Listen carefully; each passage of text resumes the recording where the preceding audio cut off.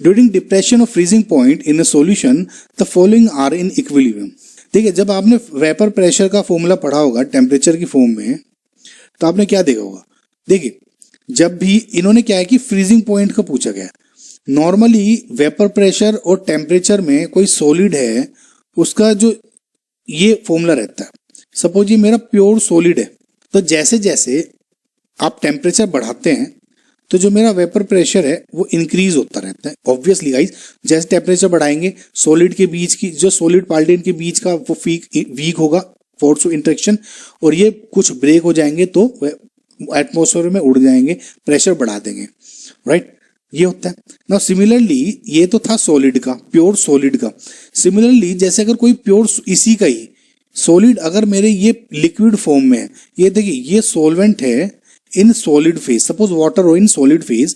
Similarly अगर मेरा कोई प्योर सॉल्वेंट है यानी वाटर, ये जो सॉलिड था यही अगर प्योर लिक्विड फॉर्म में हो जाए, आप वाटर मान के चलें, वाटर इधर आइस फॉर्म में था, ये वाटर अभी लिक्विड फॉर्म में, प्योर कुछ नहीं मिला हुआ।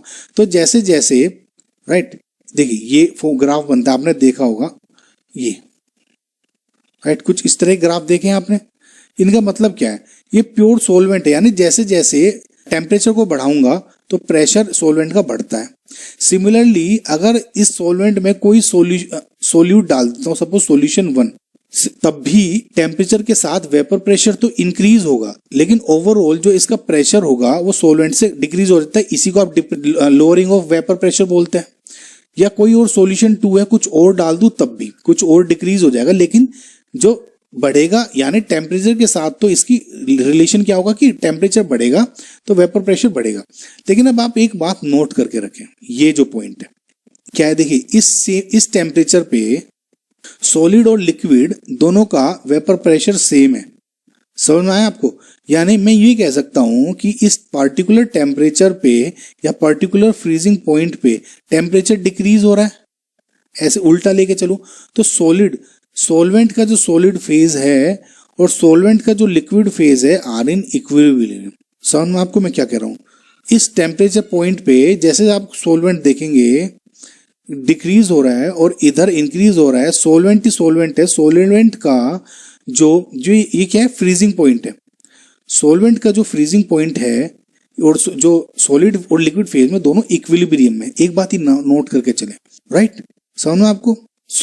अब आप एक बात ये कहेंगे कि जो ये सॉल्यूशन है ये भी लिक्विड फेज में है, लेकिन गाइस जो इसमें क्या होता है, देखिए सॉल्यूशन क्या है, सॉल्वेंट में मैंने सोल्यूट ऐड कर दिया, तो यानी सॉल्वेंट का जो मेरा प्रेशर था वो इक्विलिब्रियम में, इसमें भी जो मेरी फेज होगी ना वो सॉल्वेंट की ही इक्विलिब्रियम में होगी सॉलिड फेज से। सिमिलरली इसमें भी सॉल्वेंट की जो प्योर सॉल्वेंट है ना, इसमें सॉल्वेंट जो फेज होगा वही इक्विलिब्रियम में होगा मेरा सॉलिड फेज के साथ। अब एक बात याद रखिएगा, इस बात को समझ में आपको मैं क्या कह रहा हूं, राइट? सो इसमें आपका जो ऑप्शन हो जाएगा वो ये हो जाएगा, राइट?